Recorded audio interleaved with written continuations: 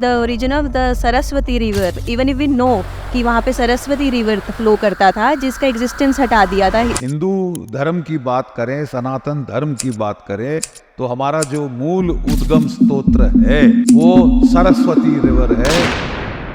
Indus river जो है वो एक आउटलायर है। 65 में जब नर्मदा नदी में आपने अपने बड़े भैया का अस्थियां बहाई तो आपके मन में आया मैं बदला लूंगा। You made a very wise decision, आपने आर्मी ज्वाइन की बदला लेने के लिए। दूसरी तरह एक कोई इंसान है जिसको भड़का दिया गया और वो कह रहा है मैं बदला लूंगा, और वो खालिस्तान मूवमेंट बना ली। वो साम्राज्य औरंगजेब का जिसने मेरे पुरखों को, भाई मती दास, उसको आरे से चीरा, ऐसे सर से लेके पांव तक 2 धड़ कर दिए, जिंदा आदमी को चीरना। दूसरे भाई सतीदास को वो जलती देग में उसको उबाल के मारा। तीसरे को रुई तेल में गीली करके लपेटी, जैसे हम दिया जलाते हैं, उसको जला जला के मारा। चीख चीख मार मार के मरे ताकि भयभीत हो जाए भारत के लोग, सिर उठाने की कोई हिम्मत ना करे। लेकिन फिर भी हिम्मत करी, क्योंकि ऐसे आताताइयों के खिलाफ लड़ना धर्म है, ना लड़ना कायरता है। Our today's guest needs no introduction. He is none other than Major General retired Dr. G.D. Bakshi. Dr. Bakshi के साथ ये पॉडकास्ट करना was an honor for our entire team. G.D. Bakshi sir ने हमारे साथ जो insights शेयर की हैं, उनकी कहानियाँ और उनकी जो रियल स्टोरीज हमने सुनी, हमको throughout the podcast goosebumps आ रहे थे. I'm sure you'll have a lot of fun till the end of the podcast. See you in the podcast. Good evening, sir. It is an honor to be sitting with you. God bless you. मैंने आपका recent book जो आपका अभी आया है, history of Hinduism, मैंने ये book read किया है and I am very happy कि मुझे ये आपके साथ डिस्कस करने का मौका मिल रहा है अभी। Thank you so much. तो सर, इसमें आपने स्टार्ट किया है with the origin of the Saraswati river and how Indus valley civilisation की जगह आपने उसको नेम दिया है सरस्वती इंडस सिविलाइजेशन। तो सर, सबसे पहले तो इम्पोर्टेंस क्या है रिवर का? सरस्वती रिवर, अगर हमने इवन इफ वी नो कि वहाँ पे सरस्वती रिवर फ्लो करता था जिसका एग्जिस्टेंस हटा दिया था हिस्टोरियंस ने, even if now we get to know कि सरस्वती रिवर वहाँ एग्जिस्ट करता था, उसका सिग्निफिकेंस क्या है that we get to know about that? Excellent. देखिए, मैंने वो पहला चैप्टर सरस्वती इंडस सिविलाइजेशन पे किया है, क्योंकि अगर आप बोले हिंदू धर्म की बात करें, सनातन धर्म की बात करें, तो हमारा जो मूल उद्गम स्तोत्र है वो सरस्वती रिवर है। और जो इंडस रिवर जो है वो एक आउटलायर है। हालांकि क्योंकि इसको इंडस सिविलाइजेशन, हड़प्पन सिविलाइजेशन इसलिए बोला गया कि जो पहली डिग आर्कियोलॉजिकल हुई थी वो हड़प्पा में, जो पाकिस्तान में है, वहाँ पे हुई थी। बट ये 2 नदियां थी, सरस्वती और जो मूल नदी थी जिसमें हिंदू धर्म का उदय हुआ, वैदिक धर्म का उदय हुआ, वो सरस्वती थी। जो कॉलोनियल हिस्ट्रियोग्राफर थे उन्होंने तो नाम ही मिटा दिया, बोले साहब सरस्वती नाम की कोई नदी ही नहीं थी, ये सब झूठ है, ये मिथ है, ये कहानियां हैं, महज कहानियां हैं। 1970 में अमेरिकन ने लैंडसैट सैटेलाइट भेजा और पहली बार उस सैटेलाइट ने हजारों जो सरस्वती का ड्राइड आउट कोर्स था, हिमालय से लेकर राण ऑफ कच्छ तक, अरेबियन सी तक, 4600 किलोमीटर लंबा, 6 से 8 किलोमीटर चौड़ा पाट उस नदी का, और जो कि हिमालय से समुद्र तक जाती थी, वो थी सरस्वती नदी। उसके जो बैंक पे रहते थे, किनारों पे रहते थे, वो थे सरस्वत, उनको सरस्वत कहा जाता था। और पूरी हिंदू सभ्यता का उदय वहां से हुआ। देखिए, जो शब्द हिंदू है वो किसी भारतीय भाषा में आपको नहीं मिलेगा। ये हमका नाम दिया है पर्शियंस ने और अरब्स ने। अरब्स जो है वो स का ह बोलते हैं, हम बोलते हैं सोमा तो वो बोलते हैं होमा, राइट? तो हम बोलते थे सिंधु नदी, तो उसको उन्होंने बोला हिंदू। और हमारी जो क्षेत्र है हमारी सिविलाइजेशन का, वो सप्त सिंधवा वो कहा जाता है। तो सप्त सिंधवा को उन्होंने नाम दिया सप्त सिंधु हप्त हिंदू। और तब से उन्होंने बोला कि भाई जो हिंदू नदी के साथ रहते हैं वो हिंदू है, और ये नाम सेल्फ डेजिग्नेशन हमारी हो गई। जबकि असली में हम अपने आप को सनातन धर्म कहते हैं। सनातन मतलब जो Eternal। इटर्नल है, हाँ, और वे ऑफ लाइफ है, ठीक है। और मैं आपको बताना चाहता हूँ कि ये जो सरस्वती की नदी के किनारे कई सारे शहर मिले हैं पुराने। एक तो जहां आप रहती हैं हिसार, उसके पास है राखीगिरी, 550 हेक्टेयर का उसका फैलाव था, सबसे बड़ा शहर था वो। और फिर वहाँ बिरहाना है, और ये जो सारी धोलावीरा वगैरह ये जो शहर हैं पुराने इस सभ्यता के, हिंदू सभ्यता के, इनको जो कार्बन डेट किया गया है तो ये 8 से 9 हजार साल पुराने हैं। और जो गहरा लेवल है बिरहाना का 9500 साल, यानी ऑलमोस्ट 10,000 साल पुराना है ये, ठीक है। तभी इसे सनातन कहा जाता है।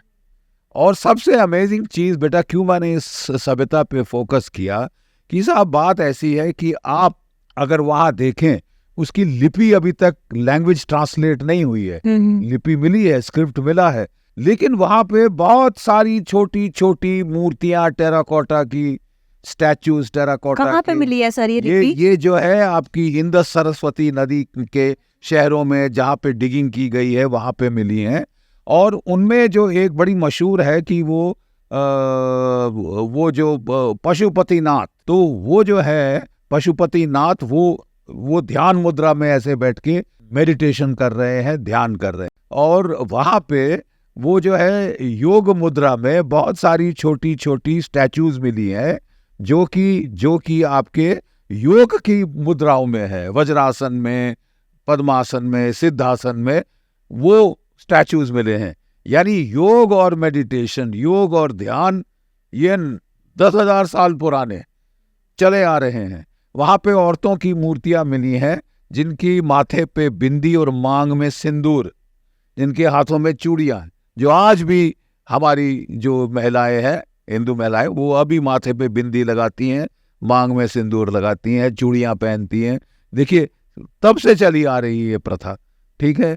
और वहाँ शिवलिंग मिले हैं, वहाँ पे हवन कुंड मिले हैं, वहाँ पे यूप मिले हैं, जहाँ पे सैक्रिफाइस किया जाता था उसको यूप बोलते हैं, यूप मिले हैं, हवन कुंड मिले हैं, बेदिंग पॉन्ड्स बनाते हैं, जैसे हम सेरेमोनियल बेदिंग करते हैं, डुबकी लगाते हैं गंगा जी वगैरह में। तो सबसे जो हिंदू धर्म की सबसे पुण्य नदी वो सरस्वती थी, ठीक है। अफसोस की बात यह है कि कई झटके लगे नॉर्थ इंडिया में, अर्थक्वेक, जिसमें जो यमुना नदी थी वो जाके सरस्वती में मिलती थी, ठीक है। और जहाँ यमुना और सरस्वती का संगम था वहाँ पे कुरुक्षेत्र पड़ता है थोड़ा ऊपर वहाँ पे। और इसीलिए अभी भी अब हम जब अस्थि विसर्जन करते हैं तो गंगा जी में करते हैं, लेकिन जो पिंडदान है वो कुरुक्षेत्र में किया जाता है, क्योंकि हमारे पुरखे वो बोले वहीं पे है, सरस्वती नदी वहां बहती थी। लेकिन मैंने बताया कि 2 झटके लगे तो यमुना नदी वो अपना रास्ता पलट के वो गंगा में मिल गई, और फिर सतलज नदी भी वो भी रास्ता पलट के वो सिंधु नदी में मिल गई, ठीक है। और जो ग्लेशियर का पानी आता था हिमालय से वो आना बंद हो गया, और फिर कोई 4,000 साल पहले 200 साल का एक सूखा पड़ा, ड्रॉट पड़ी, जिसको मेघालयन पीरियड की शुरुआत में 200 साल की एकदम बारिश बंद हो गई, मॉनसून फेल हो गई, और जो इजिप्शियन सिविलाइजेशन खत्म हो गई, मेसोपोटामिया की सिविलाइजेशन खत्म हो गई, और हमारी सरस्वती सिविलाइजेशन खत्म हो गई। लोग वहां से फिर छोड़ के, जब पानी नहीं होगा तो वहां कौन रह सकता है, तो बेटा ज्यादातर लोग गंगा यमुना दोआब में आ गए, और कई जो पश्चिम के बैंक्स पे थे वो अफगानिस्तान से होते हुए सेंट्रल एशिया गए, और कई तो हमारी आर्य ट्राइब है वो पहुंच गई यूरोप, ठीक है। जो असुर हैं वो जाके सेटल हुए कहाँ, ये ईरान में। हाँ, ये अपनी बुक में सब मैंने ये सब मेंशन किया है, ईरान में चले गए। तभी वहां पे असुर को वो भी स का ह बोलते हैं, तो आहुरा माजदा जो कि पारसियों के देवता हैं, ठीक है, उनके प्रॉफिट हैं, उनके पैगंबर है आहुरा माजदा, वहां पे जाके वो लोग बस गए। और जो दानव ट्राइब्स थी, दानव की माँ का नाम दानू था, दानू बोलते थे, तो वो जहां जहां गए उन्होंने सारी नदियां का नाम अपने माता के नाम पे रखा। जैसे कि आपको रूस में, यूक्रेन में जहाँ युद्ध हो रहा है वहां पे जो नदियां नाम क्या है, डॉन, डेनिपर, द्नेस्तर और दान्यूब, ये सब द से नाम शुरू है। दानू, दानू उनकी, दानुओं की माँ का नाम था, वो ट्राइब थी एक है? और उन्होंने वो नाम दिए हैं। और आयरलैंड में भी जो पेगन थे पहले, वो एक देवी को वर्शिप करते थे जिसे वो कहते थे मदर गॉडेस दानू। कितना देखिए पुराना इतिहास है। यहाँ से it's not into India Aryan invasion but out of India migration. ठीक है। तो सर हिस्टोरियंस को उनका रीजन क्या था कि उसको सरस्वती से इंडस में क्यों वो ले आई, कि कुछ था ही नहीं सरस्वती वाला ऐसा? इसलिए बेटा क्योंकि वाकई में सरस्वती सूख के गायब हो गई थी। ठीक है, पूरे वो झीलें रह गई थी जहाँ जहाँ उसका कोर्स होता था। कि जब एक नदी सूख जाए तो पहले आपको मालूम है राजस्थान में घना जंगल होता था, वहां पे टाइगर्स और राइनोज होते थे जो केवल रेन फॉरेस्ट में आसाम में मिलते हैं। ये राजस्थान में इतनी हरियाली थी, ये सूख के रेगिस्तान हो गया, डेजर्टिफिकेशन बन गई और वो नदी ही विलुप्त हो गई। वो जैसलमेर के पास एक स्थान है विनाशना, जहाँ ये नदी अंडरग्राउंड चली गई है। और देखिए हमारी कहानी किंवदंतियों में इस नदी का नाम प्रिजर्व किया गया।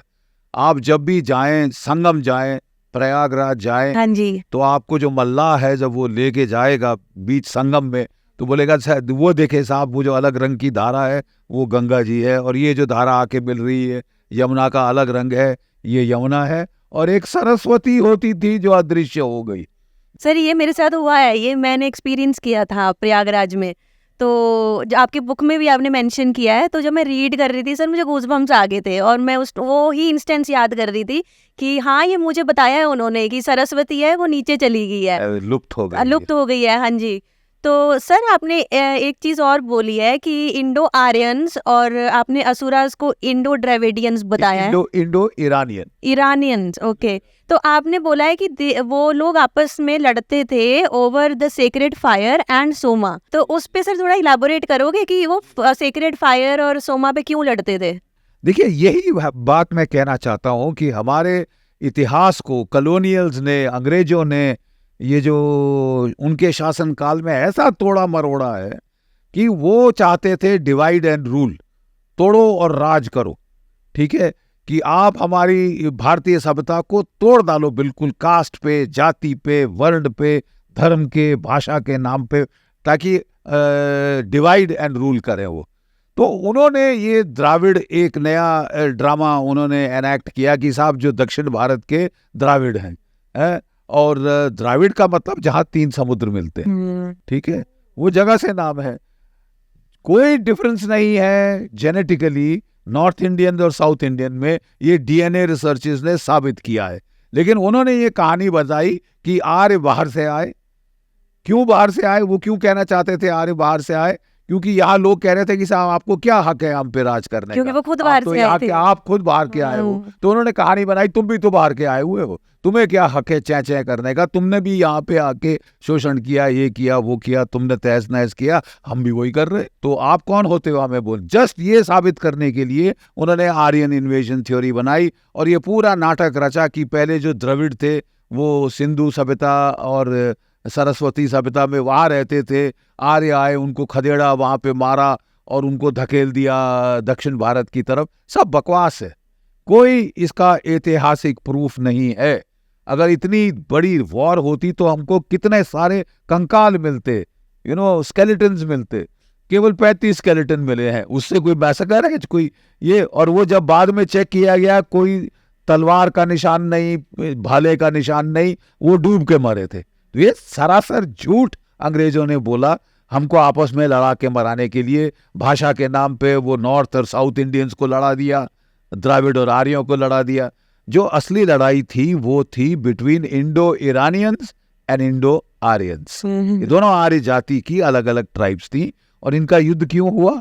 कि वो भी आग को पूजते थे, हम भी हवन करते हैं तो उसमें, लेकिन वो आग को सेक्रेट मानते थे। हम हवन में आहुति देते हैं तो बड़े नाराज हो जाते थे कि आप पोल्यूट कर रहे हैं फायर को।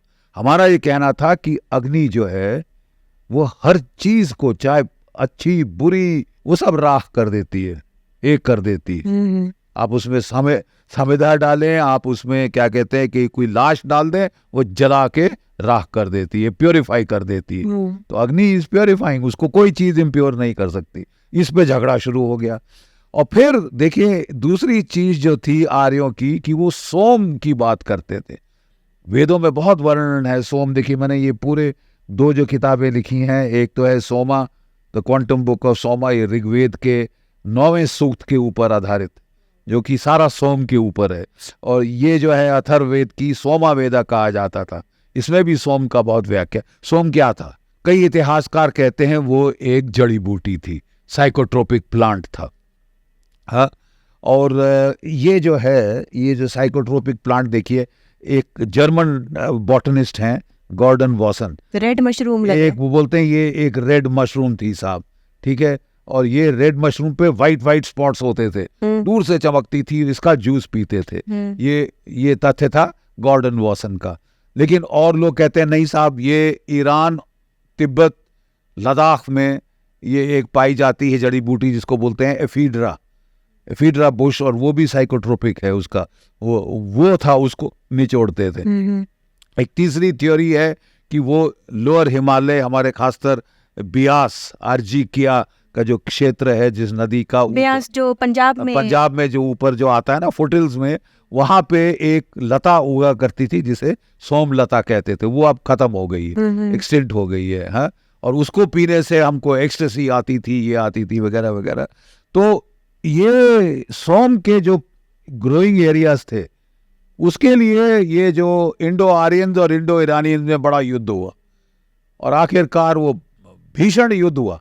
फिर इन्होंने जो है, दिवोदास राजा था सरस्वती का, तो वो एक युद्ध हुआ, 12 राजन युद्ध, यानी 20 राजा वहां पे और एक राजा सरस्वती का, जिसको मध्य देश कहा जाता था, उसने उन सबको हरा दिया। और ये जो सोमलता का जहाँ पे जो ग्रोइंग एरिया था, उस पर कब्जा कर दिया, और ये जो ईरानियंस थे, इनको ईरान में खदेड़ दिया। वहाँ जाके ये पारसी बन गए, और फिर जब इनको वहाँ मारा मुसलमानों ने, तो ये बेचारे वापस आए और इंडिया में सेटल हुए हैं।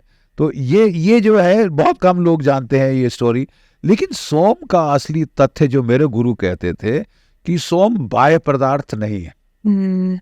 हो सकता है जड़ी बूटी कोई ऐसी हो जो वैसे रिजल्ट्स प्रोड्यूस करती है। आफ्टर ऑल देखिए, आप वॉलनट देखें तो वो बिल्कुल ब्रेन जैसे हैं, और वो ब्रेन के लिए अच्छे हैं। हाँ जी, ठीक है ना। तो वैसे ही हर चीज जो हमारे अंदर है, वो बाय प्रकृति में भी आपको मिलेगी। तो मैं कहना ये चाह रहा था कि उनका मत ये था कि जब हम ध्यान करते हैं, तो हमारे ब्रेन से सिक्रीट होते हैं एक न्यूरोकेमिकल जिसको बोलते हैं एंडोर्फिन। और एंडोर्फिन का क्या है मेन कैरेक्टरिस्टिक, कि वो आपको आनंद देता है, एक्सटेसी देता है, इंसाइट देता है, क्रिएटिविटी, सृजनात्मकता को बढ़ाता है। और ये हमारे अंदर से उदय होता है। शक्ति ऊपर जाती है, कुंडलिनी ऊपर जाती है, और जब मस्तिष्क में पहुंच जाती है तो सोम का उदय होता है। सर, आपने कुंडलिनी को एक डीएनए से कंपेयर किया है, वो बहुत ज्यादा इंटरेस्टिंग था।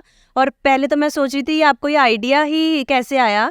सर, वो वाला एक जो आपका एक पूरा चैप्टर है उस पे, तो वो जो कंपैरिजन आपने किया, एक एनालॉजी क्रिएट की है डीएनए से, सो बहुत इंटरेस्टिंग है। मतलब जो भी यंगस्टर्स आपका बुक रीड करेंगे, आई गारंटी गूज़बम्प्स आने वाले हैं वो रीड करके उनको, जैसे मुझे आए थे।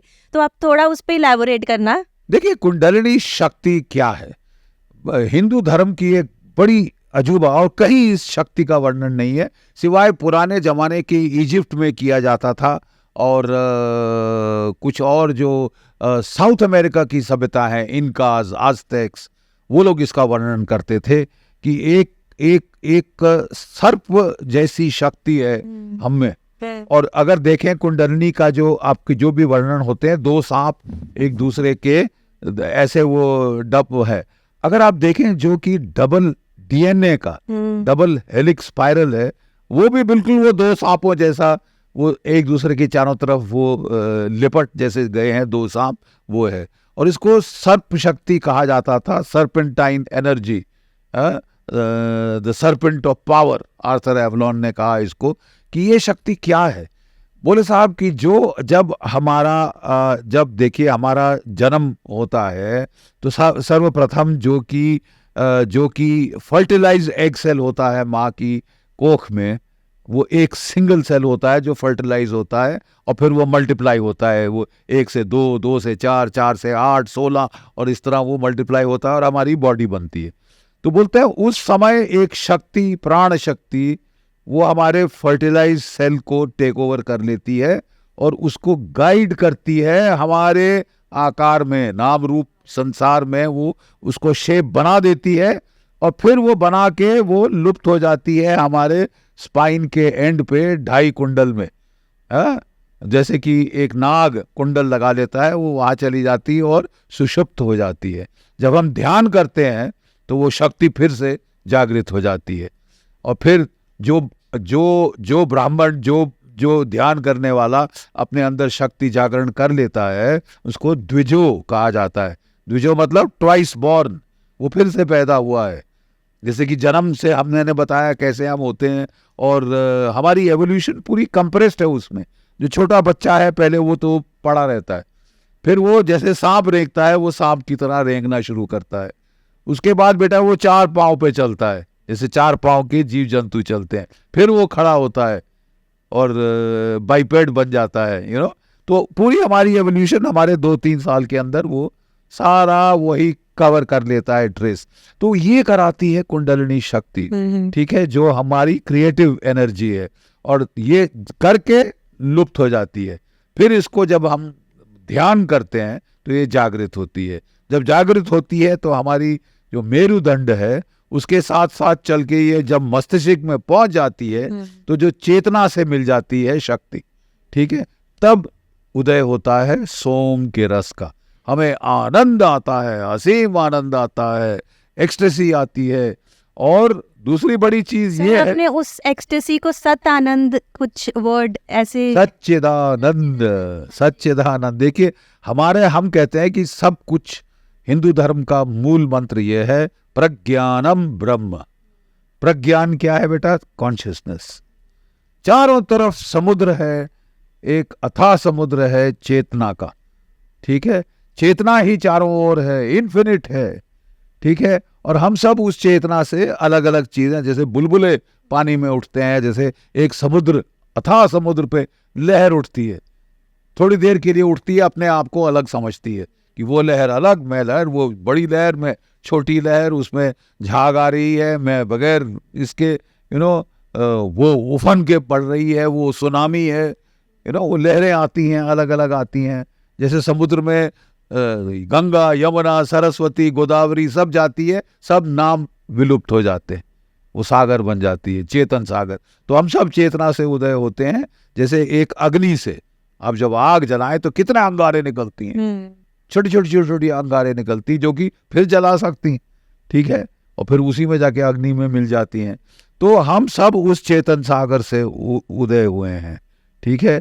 और जब हमने अपने आप को अनुभव करने की कोशिश करी कि भाई चेतना क्या है, मेरे में क्या है जो चेतन है, आप आंख बंद करें और अंदर देखें तो उनको महसूस हुआ कि हमारे हृदय आकाश में एक आत्मन है। बोले अंगुष्ठमान, अंगूठे के आकार की, इतनी बड़ी, जैसे कि एक flame, without beginning, without and. और ये है जो हमारे शरीर का चैतन्य का आधार है। वो चली जाए तो हम लकड़ी, हम काष्ठ हैं, हमको जला दिया जाता है। हमको नहीं, हमारे शरीर को। हम तो चला गया। हम अपने आप को अपने शरीर से आइडेंटिफाई करते हैं, हम अपने आप को हेल्दी बताते हैं, अच्छे कपड़े डालते हैं, ये वो, क्योंकि हम आइडेंटिफाई करते हैं शरीर के एक्सटीरियर के साथ, जबकि हम शरीर नहीं है। शरीर तो हमारे कपड़े हैं। जैसे हम कपड़े पुराने हो गए बदल लेते हैं, वैसे हम शरीर भी बदल लेते हैं। जैसे मैं बता रहा था बेटा, जब हम ध्यान करते हैं, अपना ध्यान यहाँ केंद्रित करते हैं, तो फिर शक्ति का जागरण होता है। और वो हमारे में 7 चक्र हैं, ठीक है, और वो चक्र भेदन करते हुए वो ऊपर आती है हमारे मस्तिष्क में। और जब मस्तिष्क में आती है, मेरे गुरु महाराज का अनुभव ये है कि तब सोम बहने लगता है, ठीक है। जैसे गंगा, तो भागीरथ ने तप किया और गंगा को आकाश से बुलाया, ठीक है, और वो इतनी जोर से जब वो गिरी तो केवल महाराज भगवान शिव जो है उनकी जटा उनके सिर पे ही उन्होंने इम्पैक्ट को वो लिया। तो जब वो इम्पैक्ट होता है तो उससे कई बार हलाहल विष निकलता है, लेकिन अमृत भी निकलता है, और वो जो अमृत है उसे हम सोम कहते हैं। मतलब जब हमारे कुंडलिनी जागृत होके मस्तिष्क में सहस्रार में पहुंच जाए तो फिर सोम का उदय होता है। कुंडलिनी ऊपर जाती है और जो सोम है वो नीचे आता है। हमारे पूरे वो बोले दशपात्र।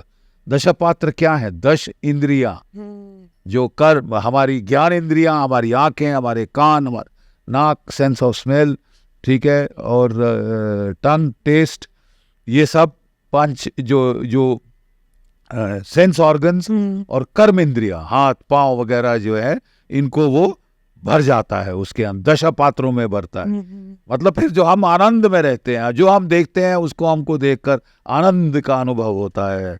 तो सर आपने बुक में एक जगह लिखा है कि मैंने खुद ये आनंद एक्सपीरियंस किया है। ये बिल्कुल तो सर आप अपना खुद का पर्सनल एक्सपीरियंस बताएंगे कि आपको कितना टाइम लगा था वो मेडिटेशन करने में? जी। और क्या आपने कोई डिफिकल्टी भी फेस की थी और आपने ओवरकम कैसे किया उसको?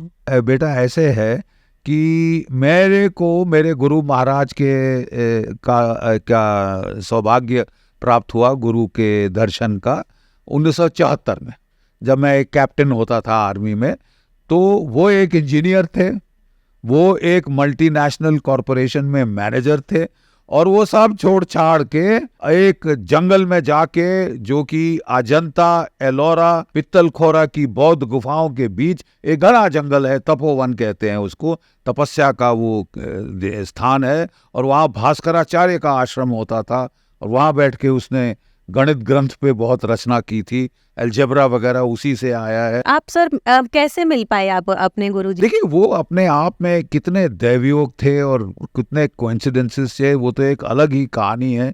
बहुत ढूंढ रहा था मैं, कितने साल ढूंढ रहा था गुरु को, जब से मतलब मैं टीनेजर बना तब से मेरे को ख्याल था कि मैं गुरु मिले। तो मेरे को एक थे बड़े अच्छे महात्मा, वहाँ जबलपुर में थे तो जैन, लेकिन वो रामकृष्ण परमहंस के बड़े अनुयायी थे।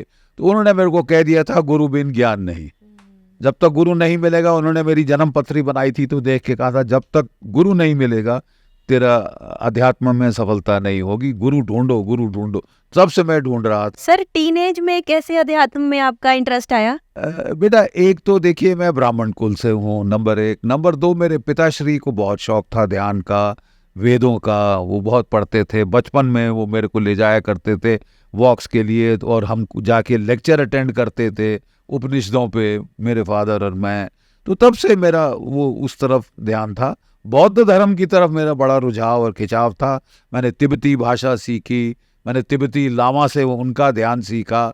तो उन्होंने भी मेरे को बोला था कि ये तुम्हारा मार्ग अलग है, तुम अपना गुरु ढूंढो, जब तुम्हें मिल जाएगा तो ये बहुत होगा। तो कितना ढूंढने के बाद फिर वो अपने आप में एक अलग कहानी है, पूरे दिन में बात कर सकता हूँ किस तरह के वो बोलते हैं ना कि सिंक्रोनिसिटी और अजीबो गरीब ऐसे वाकयात हुए जो मेरे को मेरे गुरु के पास ले गए। सर ऐसा मैंने ना कुछ लोगों को ऐसे बोलते सुना है कि जब सही टाइम आता है तो आपके गुरु खुद आपको ढूंढ लेते हैं, है ना? बिल्कुल बिल्कुल ये सही वाक्य है, क्योंकि वो कहते हैं कि you don't search the guru when you are ready the guru finds you. तो ये वैसा ही तकरीबन हुआ। देखिए कहाँ मेरा घर जबलपुर में, कहाँ मैं सर्व कर रहा था हिमालय की 16,000 फुट की ऊंचाई चोला पास में, और कहाँ से मेरे को पता चला, एक ट्रेन में सज्जन मिले कहीं से, एकदम से बात करी मेरे गुरु के बारे में, एड्रेस दिया, और फिर मैं कभी उनको जिंदगी में नहीं मिला, बट जैसे कि वो मेरे को संदेश देने आए, और वो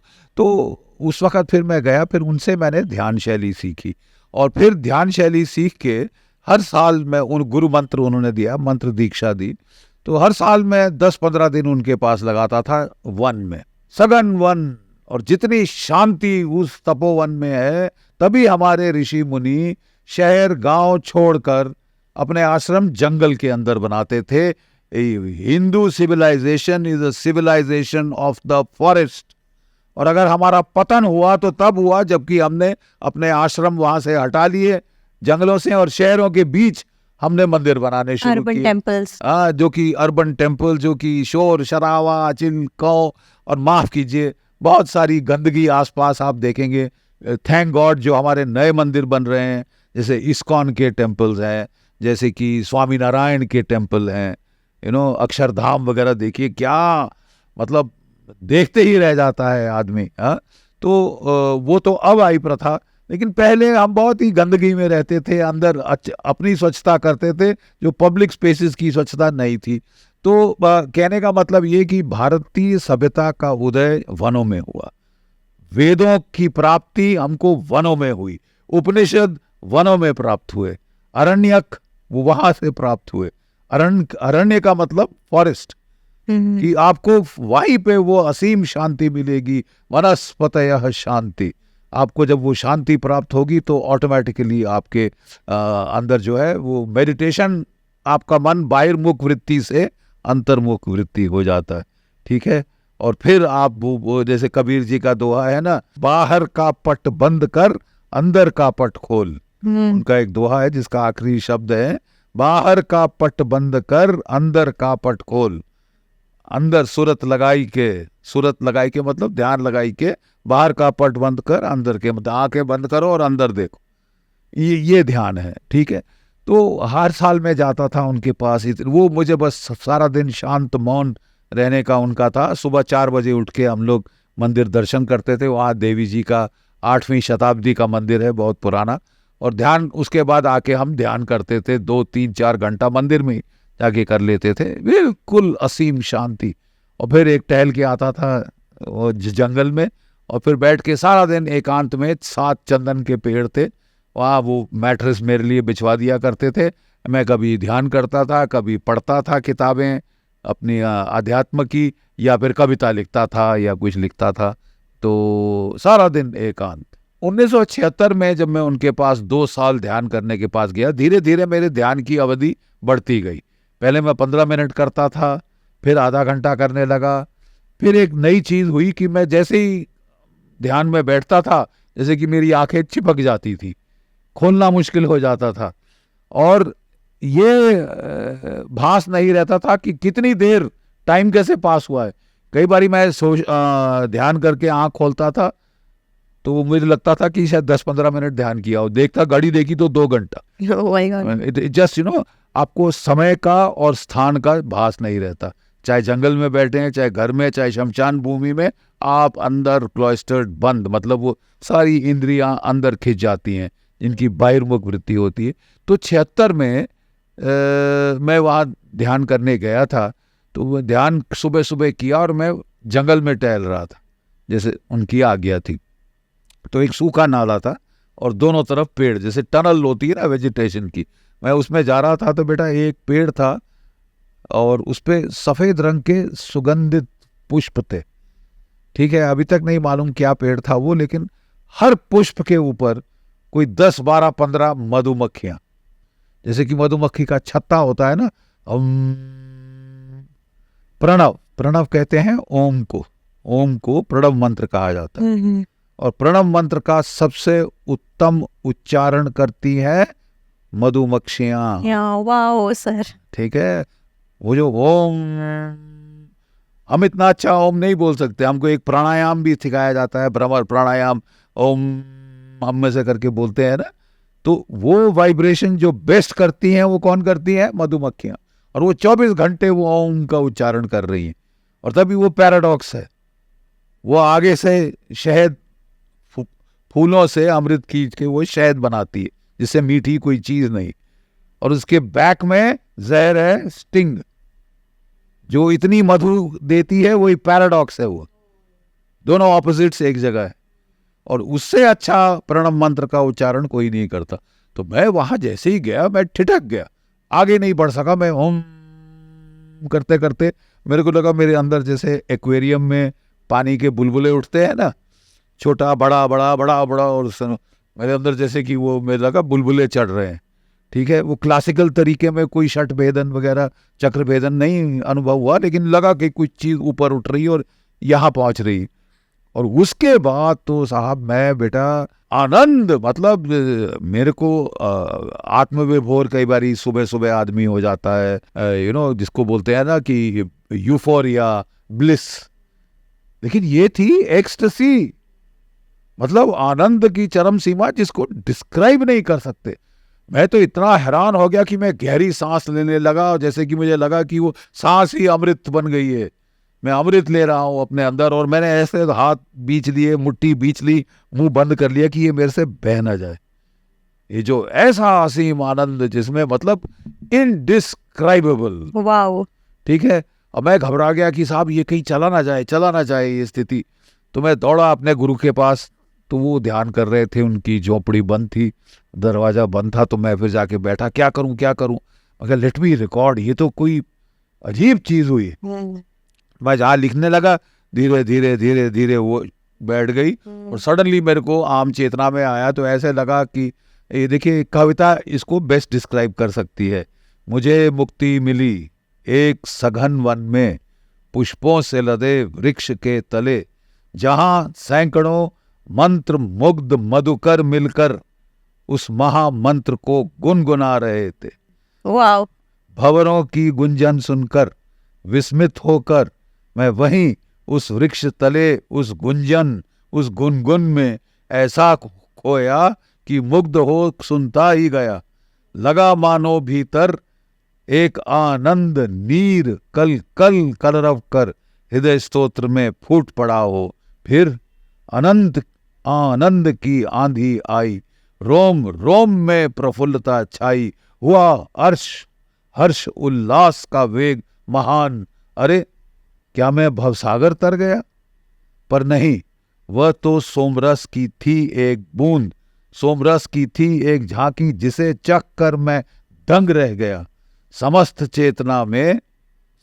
चेतना में ज्वार भाटा सा आया, फिर वैसे ही चला गया। अमेजिंग। मुझे छोड़ गया नीरस निर्जन फोका, सूखा हुआ एक कुआं जिसमें कभी जल था। मतलब this is I felt like a sucked out orange, कि सारा रस चला गया, जीवन का जो वो आनंद रस जो आया वो सब चला गया, सूख गया। तो मैं बेचैन हो गया, तड़प सा गया। तो अपने गुरु महाराज के पास गया और उनसे जब वो खाने के लिए आए तो उनको बोला कि ऐसा अनुभव हुआ। तो बोले अच्छा, बोले अब समझ आया मैं जंगल में इतने साल कैसे रह रहा हूँ उसी आनंद के लिए। मैं कहा लेकिन वो तो आके चला गया, इसे स्थायी करने की विधि? तो बोले ध्यान करते रहो बस। वो ज़्यादा नहीं बोलते थे, इससे ज़्यादा बाकी ध्यान करते रहे, ये स्थायी हो जाएगी। तो मैंने मन में सोचा साहब, भाड़ में गई मेरी नौकरी, भाड़ में गई फौज, भाड़ में गया कैरियर। हम किस लिए जीते हैं भाई? खुश होने के लिए, आनंद के लिए। इससे ज़्यादा हैप्पीनेस मुझे कभी मिली नहीं, तो मैं तो इसमें रहना चाहता हूँ, to help with the world. तो अमावस्या की रात थी साहब, मैं वहाँ पे शाम को मैं मंदिर, स्वामी जी को बोला, मैं बोले कहाँ जा रहे हो? मैंने कहा मंदिर ध्यान करने। बोले यहाँ झोपड़ी में क्यों नहीं करते? मैंने कहा यहाँ नींद आ जाती है। वो कहते थे पूरी रात ध्यान करो। और तब साहब फिर मैं कहा नहीं यहाँ नींद आती, मैं जंग खत्म, ऐसे कर दिया। तो मैं गया जंगल में, वो 200 गज दूर वहाँ पे मंदिर था, सीढ़ियाँ हैं 60-70, और वो चढ़ के जब मैं वहाँ ऊपर पहुँचा, ध्यान करना शुरू किया कोई 6:30-7 बजे। और 1 घंटा, 2, 3, 4, 5, 6, 7 घंटा मैं आंखें बंद, और मैं बहुत अच्छा लग रहा था। तो तभी वहाँ चमगादड़ थी, पुराना मंदिर खंडर है, तो एकदम से मुंह पे ऐसा उसका विंग लगा, वो मुंह पे लगा और जो है मेरा आँख खुल गई। तो खैर मैं फिर जब वो, to cut a long story short, मैंने समझा कि मैं जंगल में टहल के आता हूँ, फिर मैं शुरू करूँगा ध्यान, क्योंकि जम गई थी टांगे बैठे बैठे। तो 60 सीढ़ियाँ जैसे ही मैं नीचे उतरा, अंधेरा घुप, अमावस्या, मैं अपना टटोल के चप्पल देख रहा था, कुछ ठंडा लगा तो वहाँ था सांप, और उसने मारा एक जोर से यहाँ मैं जंप कर गया 3-4 फुट आसमान पर जा। वहाँ पे मुझे लगे 2 दांत अंदर गए हैं, और दिखा कुछ नहीं, इतना अंधेरा था, अपना पाँव देखना मुश्किल हो गया था। और जलन जोर की और दर्द वहाँ से, और फिर धीरे धीरे कोई चीज़ उस जहर से चढ़ना शुरू, वो फील हुआ अपने नस के अंदर, जैसे घबराया। मैं क्या हुआ क्या है? तो मैंने जाके जब वो देखा टेम्पल में, तो वहाँ मैंने देखा दांत के 2 निशान, जगह नीली पड़ी हुई, और एकदम से मन में बिजली कौंधी की साहब, सांप। और वहाँ मैंने कोबरा देखे थे, किंग कोबरा भी मैंने वहाँ पे आते हैं। तो मैंने कहा साहब सब खेल ख़त्म, बख्शी साहब दिस इज़ दी एंड। तो मैंने समझा अब जाके और लोगों को चीखूं चिल्लाऊं मरूं, क्यों दुखी करूं, मैं चुपचाप से, इससे अच्छा स्थान प्राण त्यागने का दूसरा नहीं हो सकता। तो मैंने समझा यहीं बैठ के मंदिर में बैठ जाता हूँ। और तो शास्त्रों में लिखा है कि भाई इस अपनी मुद्रा में, जो मतलब पशुपतिनाथ जी की मुद्रा हाँ, आपने जो बताई थी, सिद्धासन या हाँ जी। पद्मासन की मुद्रा में प्राण त्यागने चाहिए। तो मैं वहाँ बैठ गया साहब कि कब मरूंगा, जहाँ मैं आंख बंद करूं मुझे दिखे गहरा काला कुआं, और घबरा के मैंने आंख खोल ली साहब। वो जो बल्ब था उसको ऐसे देखना शुरू किया जैसे कि कोई डूबता आदमी तिनके का सहारा लेता है कि जब तक रोशनी देख सकता हूँ देखूं। खैर बैठा रहा वहाँ काफ़ी देर। फिर मैंने कहा मैं मरा नहीं हूँ, मरा हूँ या जिंदा हूँ, मैं अपने आप को चूंटी काट काट के फील करना शुरू किया। देखिए वो अमावस्या की रात थी, ऐसी रात को ही संन्यास लिया जाता है। That means you die to one life, you start another. मैं गुरु से पूछने गया था, गुरु महाराज से, कि मेरे बड़े भाई साहब शहीद हो गए थे 65 के युद्ध में, मैं ही बड़ा था और कैप्टन बन गया था, तो शादी के लिए दबाव डाल रहे थे। तो मैं उनसे पूछने गया था, तो उन्होंने कहा था मेरे से क्यों पूछता है, देवी से पूछो वो बता देगी। और उस रात मेरे को साफ उत्तर मिल गया कि ये निवृत्ति का मार्ग बंद है और आपको अपने कर्म पूरे करने के लिए बाहर जाना पड़ेगा। आप आश्रम में क्या जीवन छोड़ के भाग नहीं सकते, अभी बहुत सारे युद्ध लड़ने हैं वगैरह वगैरह। तो ये मैंने वहाँ पे सीखा। लेकिन ये आनंद की जो अनुभूति हुई, मैं उस पर ज़्यादा जोर देना चाहता हूँ, क्योंकि हिंदू धर्म में, सनातन धर्म में जो प्रज्ञानम ब्रह्म, जो चेतना का अनुभव है, जो ध्यान में होता है, वो है सच्चिदानंद। ये इससे बड़ा सत्य कोई नहीं। It is so true. ये कोई ड्रीम नहीं, ये कोई मिथ्या भावना नहीं है। The truth, the greatest reality is consciousness. सच्चित, ये कॉन्शियस है। ये नहीं कि मेरे को वो एनेस्थीसिया दे दिया और मैं बेहोश हो गया।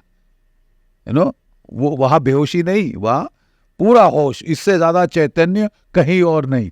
ठीक है, व्यक्त चैतन्य जो है सबसे ज़्यादा वो पूर्ण चेतना में जो है, और उसका अनुभव क्या है, आनंद।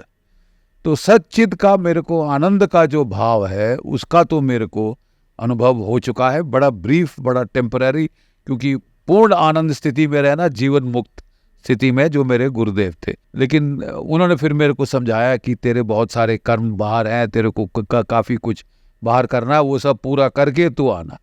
ठीक है, तो अब मैं ये कर रहा हूँ। लेकिन ये जो संकेत देता है, किस तरफ देता है? आधारशिला सनातन धर्म की, हिंदू धर्म की, इज ऑन एक्सपीरियंशियल स्पिरिचुअलिटी। कि साहब हम केवल कोई बातें नहीं करते, हमें कोई एक टेक्स्ट को रट लेना और उसको बार बार बोलने से कोई मोक्ष प्राप्त नहीं होता। ठीक है, जो वैदिक वाक्य हैं वो सब एक्सप्रेशन है अनुभव, अनुभूति, दर्शन, श्रुति, कि मैंने इसको एक्सपीरियंस किया है। मेरे लिए ये ट्रूथ जब बनेगा जब मैं इसको अपने अंदर खुद अनुभव करूं। अहम ब्रह्मस्मि कह देना इज नथिंग। सर, इसीलिए आपके गुरुजी ने आपको कभी इंस्ट्रक्शंस नहीं दी, और आप जो करना चाहते थे उन्होंने आपको छोड़ दिया कि अनुभव करवाया। अनुभव करो, आप खुद से एक्सपीरियंस करो। खुद से एक्सपीरियंस करो, क्योंकि वो जो अनुभव का ज्ञान है वो जीवन बदल देता है। एक अनुभव कुछ सेकंडों का आपके पूरे जीवन को मोड़ देता है। It is life transforming. इस टाइप के जो एक्सपीरियंस हैं वो लाइफ ट्रांसफॉर्मिंग होते हैं। तभी अनुभव, अनुभूति, दर्शन, मतलब हम प्रत्यक्ष देख रहे हैं, और श्रुति, हम सुन रहे हैं जो भगवान कह रहे हैं। ठीक है, और इस तरह के जो एक्सपीरियंसेस हैं वो लाइफ आपको देती है। And this is experiential spirituality. This is a higher form of learning in which our emotions are also involved and they go from life to life.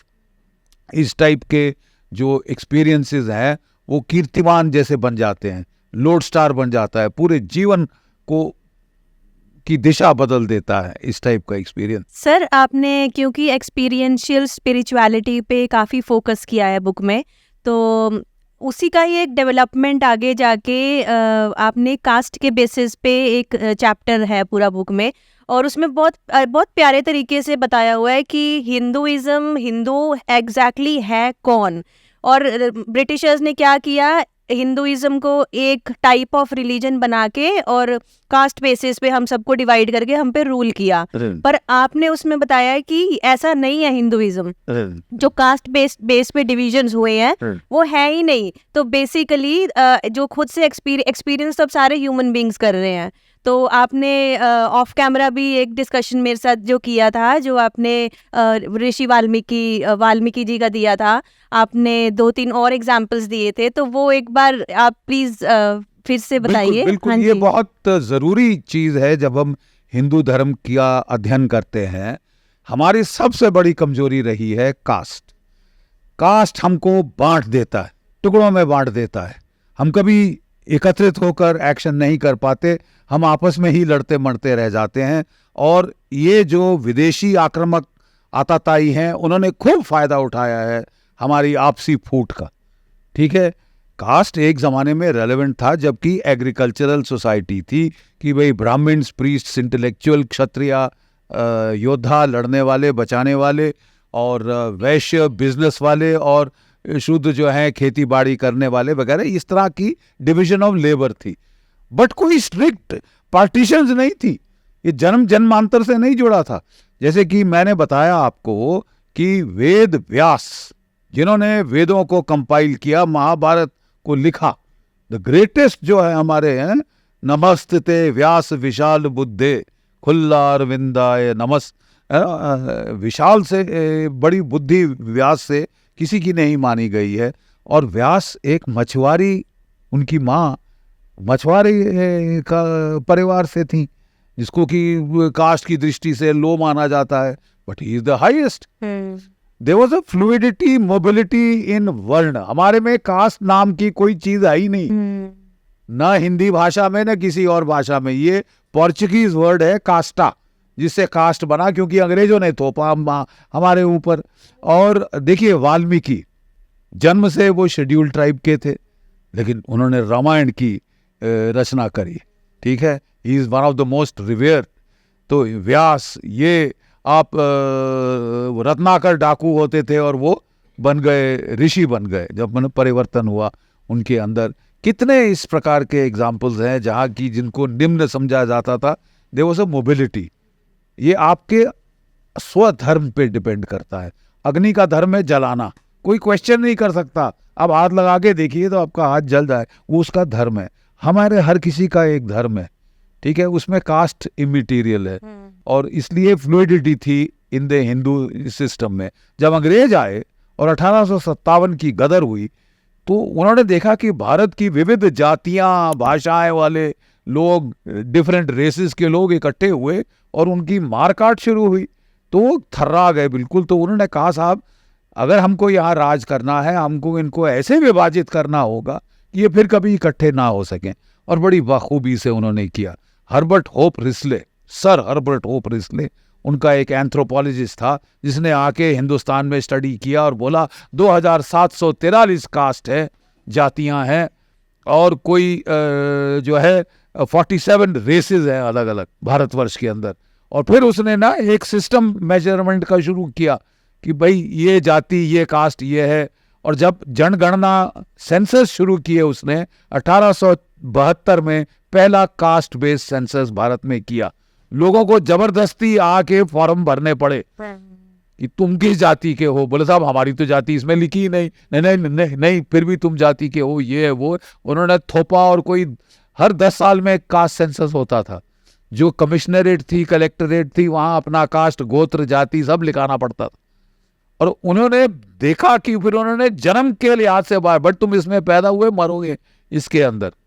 अब कोई तुम व्यास नहीं बन सकते, तुम वाल्मीकि नहीं बन सकते, ये बकवास अंग्रेजों का शुरू किया हुआ है। और उसने कहा, हर्बर्ट होप रिस्ले ने, as long as there is caste there will be no India. कभी इकट्ठे नहीं हो पाएंगे। लेकिन साहब हैरत और दुख की बात यह है कि आज़ादी के लिए 75 साल हो गए, आज तक हम जो है कास्ट के ऊपर उभर नहीं पाए हैं। हमारे जो पॉलिटिशियंस हैं उन्होंने कास्ट को और ज़्यादा अहमियत और सेलियंस दी है, क्योंकि रिजर्वेशन इससे जोड़ दी, जॉब्स इससे जोड़ दी, फाइनेंशियल फ़ायदा इससे जोड़ दिया। अब तो साहब ये टेम्पररी प्रोविज़न थी, अंबेडकर साहब के हिसाब से 10 साल की वो बोल रहे थे, बस काफ़ी है, उसके बाद लोग अपने आप ऊपर उठ जाएंगे, एजुकेशन से ये सब बढ़ेगा, हट जाएगा। देखिए, जब एक सोसाइटी इंडस्ट्रियलाइज करती है, मॉडर्नाइज करती है, कास्ट बेमायने हो जाता है। अगर आप मेट्रो में बैठे हैं तो क्या आप पूछेंगे तेरा कास्ट क्या है? वो आपको थप्पड़ लगा दे तो कोई बड़ी हैरत की बात नहीं होगी। कौन जाति पूछ सकता है? आप काम कर रहे हैं फैक्ट्री में, इधर उधर सब इकट्ठे मिलके काम करना पड़ता है, ट्रेन में, प्लेन में, जहाज में जा रहे हैं, तो ये कास्ट शास्त्र इज मीनिंगलेस। कि when a society urbanises and it industrialises, caste becomes meaningless. लेकिन हमारे जो थे पॉलिटिशियन आज़ादी के वक्त के, उन्होंने कास्ट को एक नया मोड़ दिया कि साहब हम तो पॉलिटिकल मोबिलाइजेशन ही कास्ट के बेसिस पे करें, तो मेरी जाति को है, मुझे वोट दो। तो क्या हुआ साहब? हिंदू वोट बट गया। आज़ाद हिंदुस्तान में, ये बड़ी समझने की बात है, आज़ाद हिंदुस्तान में जो इलेक्शन का सिस्टम था, बोले साहब यूनिवर्सल एडल्ट सफरेज, यानी हर आदमी, हर महिला अपना वोट देती है। तो इसका मतलब जो बहुमत किसको प्राप्त होना चाहिए था? नॉर्मल तरीके में 80% भारतीय हिंदू हैं, तो हिंदू बहुल सरकार बननी चाहिए थी, ज़्यादातर हिंदू आने चाहिए थे इलेक्ट होके। लेकिन क्या ऐसा हुआ? नहीं, क्योंकि नेहरू की सरकार ने ये सोचा कि साहब हम सेक्युलर बनेंगे। सेक्युलर कैसे बनेंगे साहब? हम हिंदू जाति को तोड़ के इररिलेवेंट कर देंगे। ये हिंदू के नाम पे वोट ना दें, ये अपने कास्ट, अपनी जाति के नाम पे वोट दें, कि बख्शी, गुप्ता, ये वो, उस पे वोट दिया जाएगा। और एक और आइडेंटिटी, सब आइडेंटिटी क्रिएट की जाएगी जो नेशनल आइडेंटिटी के ऊपर है। सर, आपको क्या लगता है कि इतने सालों तक जो इतनी बार हिंदुइज्म को तोड़ने की कोशिश की गई है, तो इतना इजीली टारगेट क्यों कर लेते हैं वो हिंदूज? क्योंकि हमारे बटने का फॉल्ट लाइन, फ्रैक्चर लाइन बनी है। ठीक है साहब, जब किटकैट का आप एक चॉकलेट का टुकड़ा ले, उसमें ऐसे ऐसे खाने बने हुए हैं, वहां पे तोड़ना आसान होता है। और वो खाने कास्ट के फॉल्ट लाइन्स हैं, और अंग्रेज बना के छोड़ गए, और आप उससे उबर नहीं पा रहे हैं। देखिए साहब, मेरे हिसाब से जो भी रिजर्वेशन होनी चाहिए वो इकोनॉमिक क्राइटेरिया पे होनी चाहिए। अगर आप गरीब हैं, आप एक गरीब भारतीय हैं, तो सरकार को आपको मदद करनी चाहिए, चाहे एजुकेशन में, चाहे जॉब में। बट अगर आप एक IAS के कलेक्टर हैं, कमिश्नर हैं, आर्मी के जनरल है, तो फिर I don't think you should be asking for reservation on the basis of what? Caste. क्योंकि there should be no identity between the citizen and the state. हम सब भारतीय हैं, तब ये देश इकट्ठा होगा। अब साहब हम 2743 अलग कास्ट है, मैं कास्ट को वोट दूंगा, तो फिर तो साहब ये चलता रहेगा। और तभी मैंने देखा कि हिंदू धर्म की कंसोलिडेशन 1980 की दशक में शुरू हुई थी, जब रामायण का टेली सीरियल और महाभारत का टेली सीरियल आया। पूरा देश संडे को चक्का जाम हो जाता था और सारा देश बैठ के वो देखता था, जिनको आपने एपिक्स में कैटेगराइज किया है। एपिक्स को फिर से एक बारी जागृति हुई, हिंदू चेतना की जागृति हुई। तब VP सिंह साहब थे, उन्होंने देखा कि हिंदू फिर कंसोलिडेट हो रहे हैं पॉलिटिकली, कल्चरली, इमोशनली, तो नेक्स्ट स्टेप है पॉलिटिकल कंसोलिडेशन भी होगी। तो उन्होंने OBC कार्ड खेला, उन्होंने 10 जातियां और ला दी रिजर्वेशन में। ज़्यादा नुकसान मैं समझता हूँ शेड्यूल कास्ट, शेड्यूल ट्राइब को हुआ, क्योंकि अब बंट गया। फिर ये स्थिति आ गई साहब कि सुप्रीम कोर्ट ने कहा कि 50% के ऊपर रिजर्वेशन नहीं हो सकती, नहीं तो ये अन्याय होगा बाकी जो रह गए हैं। अब 70% जो रिजर्वेशन है वो हो गई। तो ये तो पागलपना है, ये कब तक चलेगा? आपको रैशनलाइज करना पड़ेगा, क्योंकि आप टैलेंट को बाहर धकेल रहे हैं।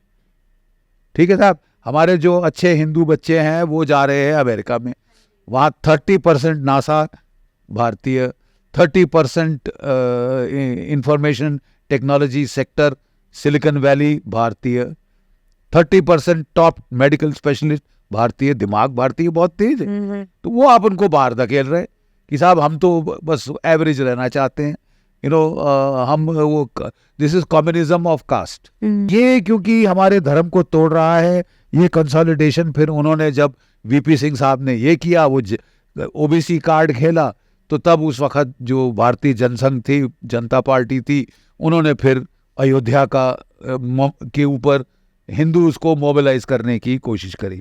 आज अयोध्या का मंदिर बन चुका है, तो मेरे ख्याल से जो उसका मोबिलाइजेशन पोटेंशियल था वो खत्म, क्योंकि लोगों के अंदर एंग्स्ट थी, साहब क्यों इतने पवित्र स्थान पे हम क्यों नहीं मंदिर बना सकते। ये कहना कि जो मंदिर तोड़ दिया गया वो टूटा ही रहना चाहिए, ये सेक्युलरिज्म है। I don't agree. ठीक है साहब। और अब जो है जो कि डोमिनेंट डेमोग्राफिक वो है हिंदू डेमोग्राफिक, वो पॉलिटिकली कंसोलिडेट हुई, तो भारतीय जनता पार्टी ने 2 टेन्योर कर लिए, 2014 की इलेक्शन जीती, 2019 में और भी शानदार विजय पाई। लेकिन अब फिर हम देख रहे हैं कि जो ऑपोजिशन है वो जातिवाद का इस्तेमाल फिर करके ये हिंदू इलेक्टोरेट को उन्होंने तोड़ा है, और इस इलेक्शन में रिजल्ट साफ दिख रहे हैं आपको। तो जो हिंदू कंसोलिडेशन है, हमको उस पर भी विचार करना पड़ेगा कि जोड़ने वाली चीज़ क्या है। मेरे हिसाब से कि जो हम देखिए, जो भी हमारे बड़े संत रहे हैं, चाहे हमारे सिख गुरु रहे, उन्होंने कास्ट के खिलाफ बोला कि ये आपको तोड़ता है, कोई कास्ट नहीं होगा, सब सिंह होंगे। सिख धर्म में जो गुरु गोविंद सिंह जी थे, उन्होंने कहा सबके नाम सिंह होंगे, कोई कोहली, ये मेहता, फलाना शनाना, बख्शी, सब खत्म, हम सब सिंह हैं। वो कास्ट के खिलाफ किए। महर्षि दयानंद किसके खिलाफ बोले? कास्ट के खिलाफ बोले। मेरे अपने गुरु स्वामी प्रणवानंद सरस्वती, वो बोले साहब सब कास्ट जात का भेद बंद। वो साल में एक बार प्रीति भोज, जिसको हम लंगर कहते हैं, वो किया करते थे। सारे कास्ट के लोग इकट्ठे बैठेंगे, पत्तों पे खाना खाएंगे, परोसेंगे, सब लोग मिल जाति के, कोई जाति आति का भेदभाव खत्म करो, भारतीय बनो। ये बहुत अनिवार्य है हमारे देश के लिए, नहीं तो विघटनकारी शक्तियों ने हमको बांटा, तोड़ा और राज किया। सर, गुरु गोविंद सिंह जी खुद कास्ट के अगेंस्ट बोल के गए, लेकिन जब भी पंजाब में कुछ इशू हो जाता है तो खालिस्तान का इशू खड़ा हो जाता है। तो मतलब वो ये लोग क्यों नहीं समझते कि ये इशू कहाँ से, इसका कुछ रेलिवेंस ही नहीं समझ में आता मुझे, और ये कैसे उठ के आ जाता है ये हर बार ये इशू। देखिए, वो ये जो मैंने बताया ना कि एक सोशल इंजीनियरिंग कर गए अंग्रेज, ठीक है, कि ये देश कभी इकट्ठा हो ना पाए। ठीक है साहब। और पहला जो स्टेप था उसमें क्या था कि अलग इलेक्टोरेट, हिंदू इलेक्टोरेट अलग, क्रिश्चियन अलग, मुस्लिम अलग, सिख अलग। और आपने देखेंगे जिनको वो अलग करके गए, वहाँ उपद्रव हुआ है, वहाँ पे अपराइजिंग्स हुई हैं, इंसर्जेंसीज हुई हैं, टेररिज्म हुई है। क्रिश्चियन इलाकों में वहाँ पे जो नॉर्थ ईस्ट के ट्राइबल्स थे, वहाँ कितने सालों से, 50 सालों से रिवोल्ट्स चल रहे हैं, उपद्रव चल रहे हैं, क्योंकि अंग्रेज उनको बता गए कि तुम अलग हो, तुम मत इस मुख्य धारा में शामिल हो, तुम टूटो, अलग हो, भारत को तोड़ो। तो मतलब वही कुछ लोग अभी तक वो समझ नहीं पा रहे हैं। आपने देख लिया क्या क्या टेररिज्म हुई है, हिजबुल मुजाहिदीन, जमायते क्या कहते हैं, जमायतुल मुजाहिदीन, और आपके लश्कर तैयबा वगैरह वगैरह, वो गज़वाए हिंद पे लगे हैं कि हिंद को तोड़ो, हिंद को तोड़ो। ठीक है। तो हमारे सिख भाइयों को भी भटकाने की कोशिश अंग्रेज कर गए थे। अब भी कौन कर रहे हैं? अमेरिका और इंग्लैंड। सबसे ज्यादा खालिस्तानी लीडर वो वहां के हैं। ठीक है। तो भड़काया जा रहा है, भड़का के तोड़ा गया था, तोड़ के राज किया गया था। इसमें कोई अजूबा नहीं है साहब। इट्स नॉट रॉकेट साइंस कि अभी भी वही किया जा रहा है कि भारत स्ट्रांग हो रहा है, 10वीं बड़ी इकोनॉमी से 5वीं बड़ी इकोनॉमी बढ़ गया है, 4थी पे आने वाला है, 3री तक पहुंच जाएगा, 10 ट्रिलियन की डॉलर की इकोनॉमी बनेगी। तो लोग चाहते हैं कि इसको कैसे रोका जाए, एक नई शक्ति को ना उभरने दिया जाए। तो क्या कार्ड प्ले करेंगे आप? Caste card number 1, religion card number 2, और उसी के तहत जो कुछ आप देख रही हैं पंजाब में होता हुआ, वो पाकिस्तान उकसा दे रहा है, अमेरिका पाल रहा है, इंग्लैंड ने पाल के रखे हैं टेररिस्ट। और लीडर जो कि जहाज उड़ा रहे हैं, ये कर रहे हैं, वो कर रहे हैं, उन्हीं के लोग मारे जा रहे हैं। कनाडा के लोग ज़्यादा मारे गए थे ना वो कनिष्का ट्रेजेडी में। लेकिन ये पुरानी ब्रिटिश टूल किट है, प्लेबुक है अंग्रेजों की। ये है तरीका भारत को तोड़ने का। धर्म, कास्ट, जाति, लड़ाओ मराओ इनको आपस में और राज करो इनके ऊपर। बड़ा पुराना फलसफा है, प्लेबुक है, जिसको बोलते हैं ना कि फेसबुक पे भी प्लेबुक चलती है, ट्विटर पे प्लेबुक चलती है। तो ये इसको फिर चलाया जा रहा है कि भारत शक्ति उभर रही है, इसको रोको, इसको तोड़ो, इसके पहले कि ये बहुत ताकतवर बन जाए। पर सर मतलब ये मुझे लगता है इस तरह की चीज़ें तो चलती रहेंगी। जैसे मैं क्योंकि बहुत रिसर्च करके आई जब आपसे मिलने आई, तो मैंने आपका एक कहीं इंटरव्यू देखा जहां आपने बताया कि आपका पहले कोई प्लान नहीं था आर्मी में आने का, बट 65 में जब नर्मदा नदी में आपने अपने बड़े भैया का अस्थियां बहाई तो आपके मन में आया मैं बदला लूँगा इस चीज़ का। तो उस केस में आपका बदला था दूसरे देश के साथ, तो बेस्ट ट्रैक था। और आपकी अपब्रिंगिंग पूरी ऐसी थी आर्मी की कि you made a very wise decision, आपने आर्मी ज्वाइन की बदला लेने के लिए। पर लोगों को ना बहकाना बड़ा आसान होता है, और फिर इसी तरह से कोई अगर एक इनोसेंट कॉजुअलिटी हो जाती है एक बिगर मैसेकर में, तो जो उसके रिश्तेदार होते हैं वो फिर बदले की आग में होते हैं, और फिर इस तरह की सब नेशनलिज्म जैसे खालिस्तान ये सब मूवमेंट स्टार्ट हो जाती हैं। तो मतलब इन चीज़ों को कहीं तो रोकना होगा कि जो इनोसेंट हम ह्यूमन बीइंग है। आपका एक रिस्पॉन्स था कि मैं बदला लूंगा, आपने बहुत वाइज तरीके से बदला लेने का सोचा। दूसरी तरह एक कोई इंसान है जिसको भड़का दिया गया और वो कह रहा है मैं बदला लूंगा, और वो खालिस्तान मूवमेंट बना ली। तो अब तो सोशल मीडिया का टाइम है, तो लोगों को इतना इजी कैसे हो जाता है ना भड़काना। एक क्लैरिटी स्टेटमेंट भी आ सकती है गवर्नमेंट की तरफ से कि ये जो इनोसेंट कॉजुअलिटीज हुई हैं एक माफ़ी भी मांग लेते हैं ना, तो वो लोग शांत हो जाते हैं। तो लोग भरे अभी तक भी अगर आप 84 के राइट्स का अगर कुछ लोगों से मिलो इनोसेंट से, तो है, हाँ जी मतलब गुस्सा है, भरा हुआ है। पकड़ के मारो बेमतलब कि क्यों तुम इस जाति के हो या इस धर्म के हो, तो वो तो गलत है, सरासर गलत है।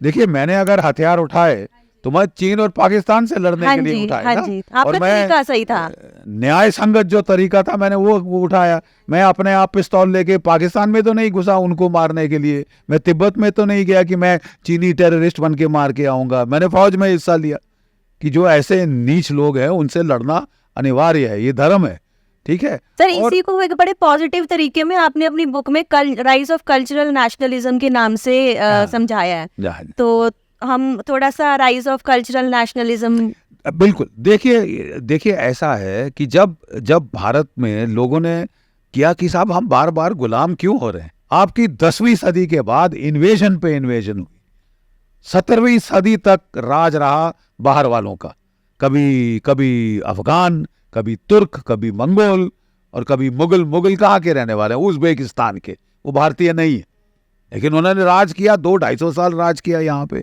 उसके बाद हमने क्या किया, मुगल साम्राज्य को किसने उखाड़ के फेंका? अंग्रेजों ने नहीं, हमारे लोगों ने। उत्तर भारत में श्री गुरु गोविंद सिंह के नीचे खालसा पंथ का जन्म हुआ।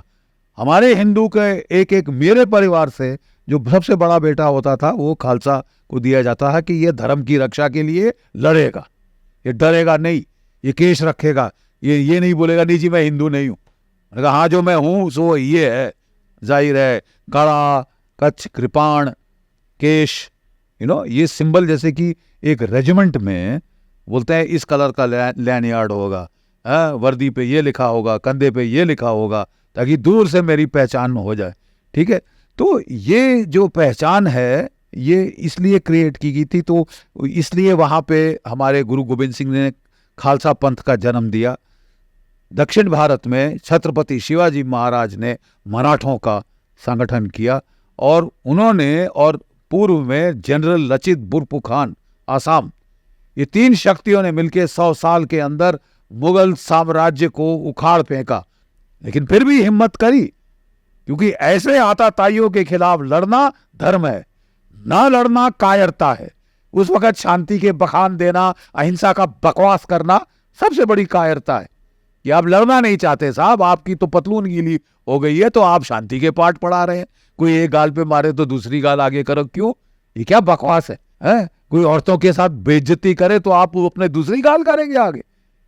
बकवास ये है। और जिन लोगों ने 400 साल गुलामी सही है, हमारे मंदिर तोड़े गए, जलाए गए, शहर जला गए, हमारी औरतों का सामूहिक बलात्कार हो गया, ले जाके बेचा उनको मंडियों में, वेश्याघरों में, और हम कह रहे हैं शांति। ये सबक सीखा है? गलत है ये सबक। सही सबक था जो 1857 में जो हमने अंग्रेजों के खिलाफ किया, और उसके पहले जो हमने मुगलों के खिलाफ किया, उखाड़ के बाहर फेंका। अंग्रेजों ने नहीं छुड़ाया हमको मुगलों से, हमने खुद छुड़ाया था। अफसोस की बात यह कि जब मुगल खत्म हो गए तो जो एकीकरण का स्तोत्र था वो खत्म हो गया, और उसके चलते हमें फिर फूट पड़ी। अंग्रेज आए, वो तो मास्टर थे फूट डालने में। उन्होंने सिखों को लड़ाया पूर्वियों से और यूपी के लोगों से, और फिर मराठों और उनके मराठों में फूट डाली। एक मराठा साम्राज्य के बदले होलकर, सिंधिया, क्या क्या, ये 5 बट गए, ठीक है, भोंसले वगैरह, और ये आपस में लड़ने लगे, आपस में लड़ाया, आपस में मराया, और अब हम वो करके राज किया। अब समय आ गया है कि हम ये समझें, अपना एकीकरण करें। ये जो सब आइडेंटिटीज हैं, सब नेशनलिज्म्स को खत्म किया जाए, नहीं तो नेशनलिज्म नहीं आ पाएगी राष्ट्र के स्तर के ऊपर। और अगर 80% हम हिंदू हैं तो साहब हैं, अब मैं क्या करूं? एक पीला बैज बांध के चलूं, I am sorry I am a Hindu, I am sorry I am a Hindu, why am I sorry? I think मैं तो बड़ा अच्छा धर्म है, किसी को बेवजह तंग नहीं करता, और लोगों ने हमको तंग किया और फिर हम परेशान होकर हमको लड़ना पड़ा है। वो कहते हैं कि साहब अंग्रेज आए, बोले ये हिंदू कितने खराब है साहब, ये सती को जला देते हैं, ठीक है, ये अपनी औरतों, जब बेचारी बच्ची पैदा होती है उसको मार डालते हैं, जहर दे दिया जाता है कि बेटी कहाँ घर में आ गई, और 8 साल की बेटी की शादी कर देते हैं, चाइल्ड मैरिज वगैरह। आपने कभी पूछा कि ये सब क्यों हिंदुओं को करना पड़ा? ये जब 400 साल मुस्लिम राज हुआ, क्या बाप की सबसे बड़ी फिक्र होती थी मेरी बेटी, इसकी रक्षा कैसे, इसको भाई शादी कर दो, इसको मैं अपना दायित्व पूरा कर दूं ताकि मेरे सर ना आए, ठीक है।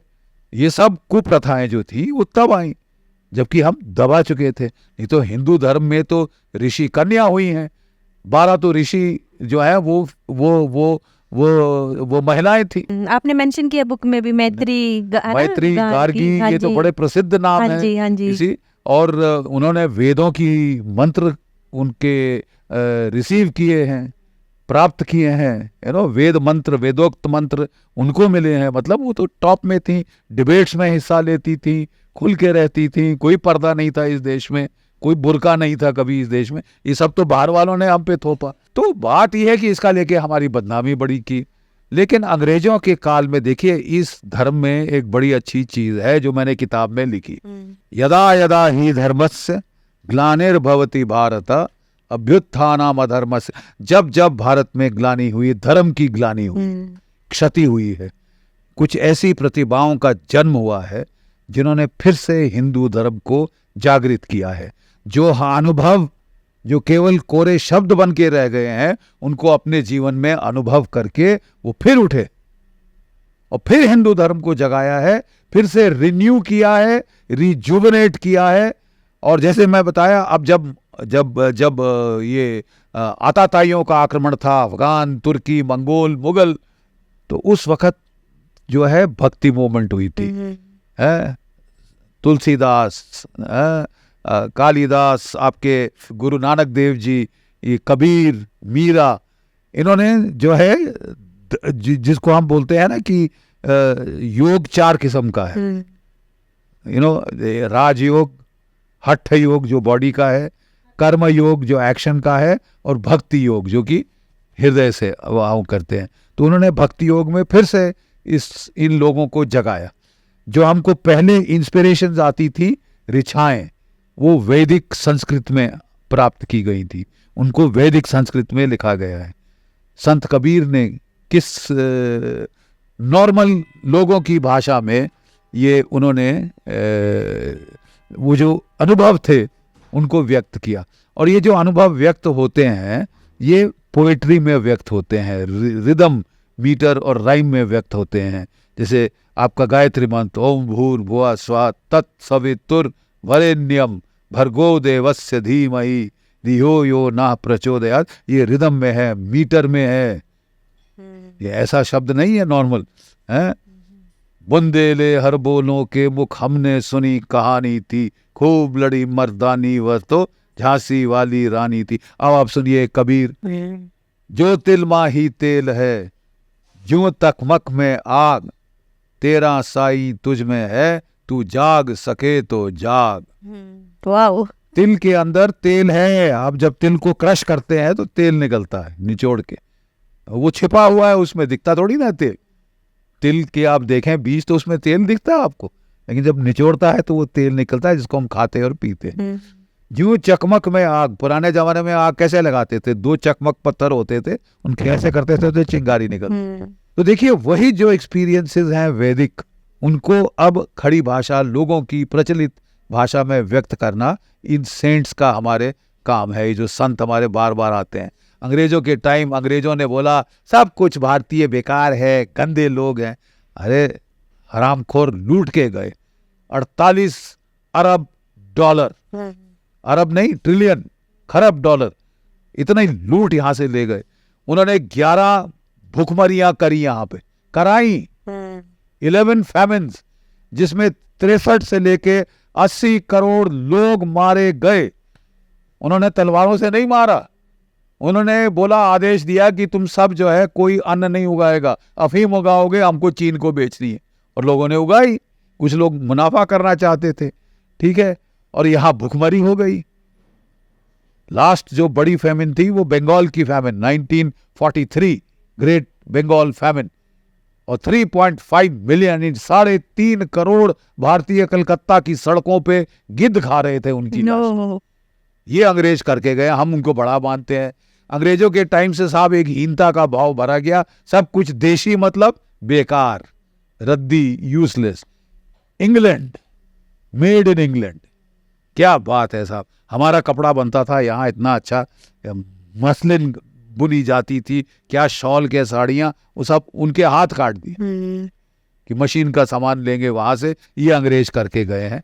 सबसे जो चोट पहुंचाई अंग्रेजों ने वो था हीनता का भाव।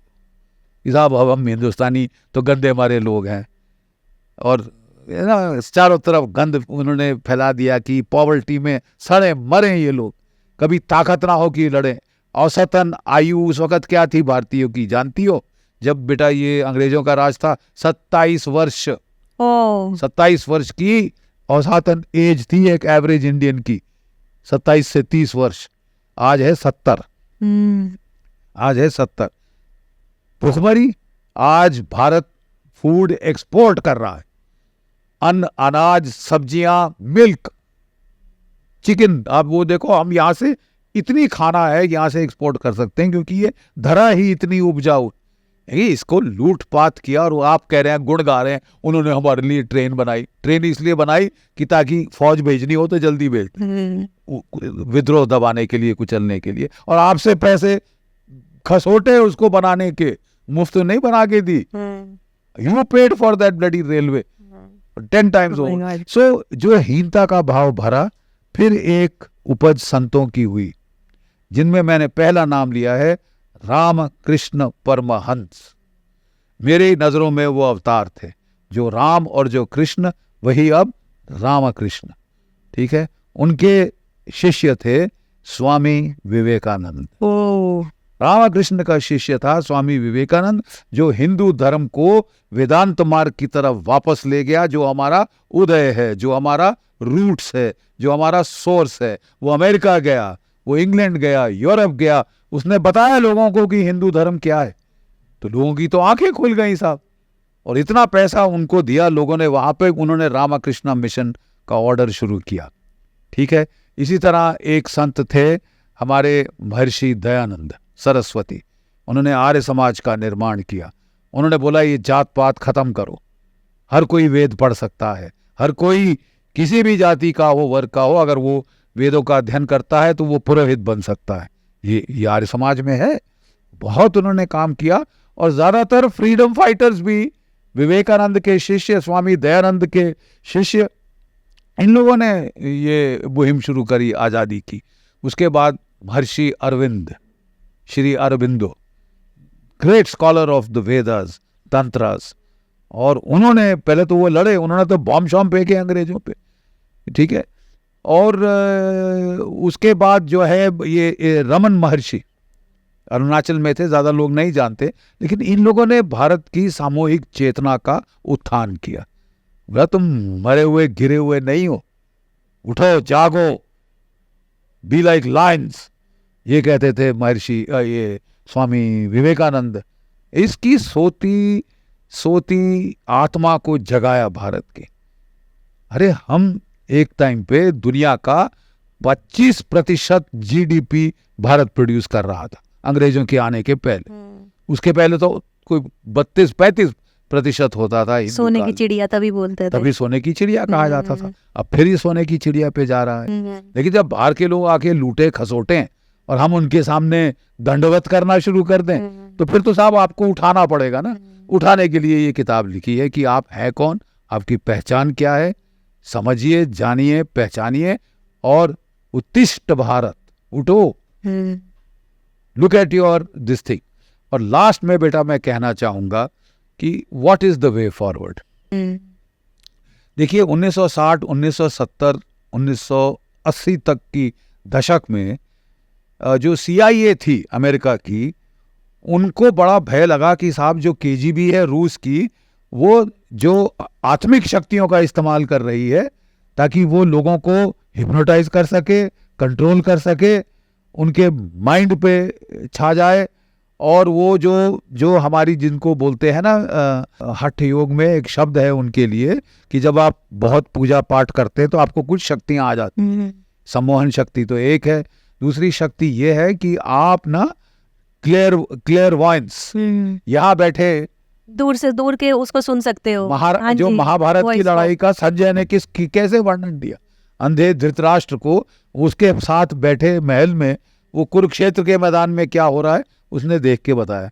तो ये लोग बड़े हैरान हुए कि यार रूस इसका इस्तेमाल कर रहा है, तो इसके पहले रूस हमको हरा दे, हम भी सीखेंगे। क्या आप जानते हो बेटा कि वो लोग हजारों की तादाद में भारत में आए, योगा के बड़े अनुयायी बन के, और कई स्वांग कर रहे थे, कई तो असली में थे, बन गए, ठीक है।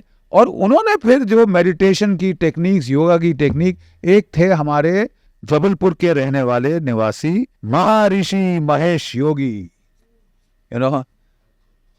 महर्षि महेश योगी, जो कि ट्रांसेंडेंटल मेडिटेशन के फाउंडर थे।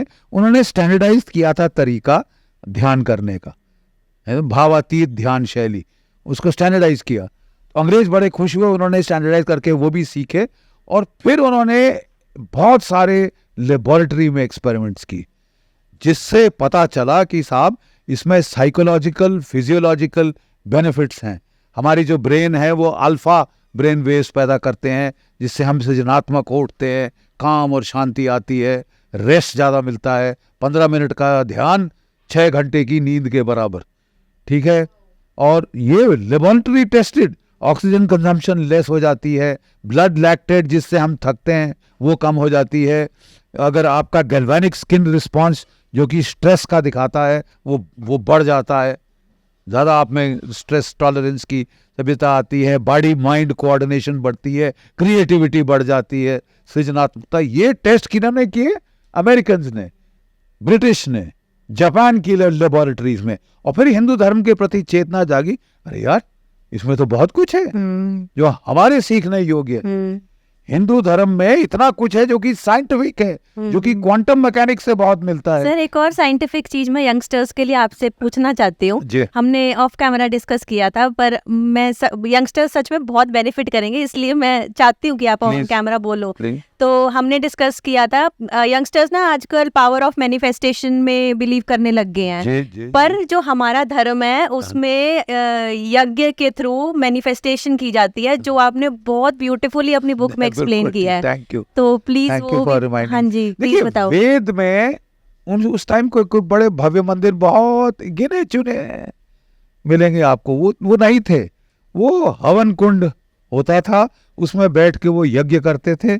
और जो हमारे इंडो आर्यंस, इंडो ईरानियंस का झगड़ा भी ये यज्ञ को लेकर शुरू हुआ था। लेकिन यज्ञ में वो बोलते हैं, देखिए साहब, when a pair of opposites meet, Agni and Soma unite, then Satya is born. अग्नि सोमीय जगत, ये वेद वाक्य है कि जगत में दो किस्म के फोर्सेस हैं। एक है अग्नि, एक्सपेंशन, एक्सप्लोजन, प्रोपल्शन, बाहर की तरफ जो फटता है, और दूसरा है गुरुत्वाकर्षण जो खींचता है, स्नेह तत्व। ठीक है, माँ और बेटे के बीच ये आकर्षण जो है, स्नेह तत्व है, वो है सोम। ठीक है, और सोम हमको इकट्ठा करता है, अग्नि हमको फैला विस्तार करती है। तो यहाँ पे सोम आपने घी को, तो हम जब यज्ञ करते हैं तो टू ऑपोजिट्स मीट, हम अग्नि में एक लिक्विड डालते हैं। लिक्विड क्या है? घी। नॉर्मली अग्नि में पानी डालो तो अग्नि बुझ जाएगी, लेकिन यहाँ ये ऐसी चीज डालते हैं जिससे अग्नि और तेज होती है। और जब ये दो ऑपोजिट्स यूनाइट करते हैं तो वो कहते हैं कि सत्य का केंद्र बनता है। क्वांटम मैकेनिक्स में वो कहते हैं भाई सब, there is no observation without somebody to observe. कोई ऑब्जर्व करने वाला है वही देखता है।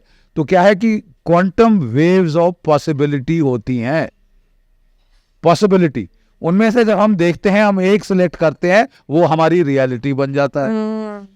तो जब आप मैनिफेस्टेशन की बात कर रही हैं तो आप कह रही हैं कि भाई रियलिटी, मैं चाहता हूं मैं अमीर हूं, आलीशान बंगले में रहूं, तो ये जो है एक पॉसिबिलिटी है।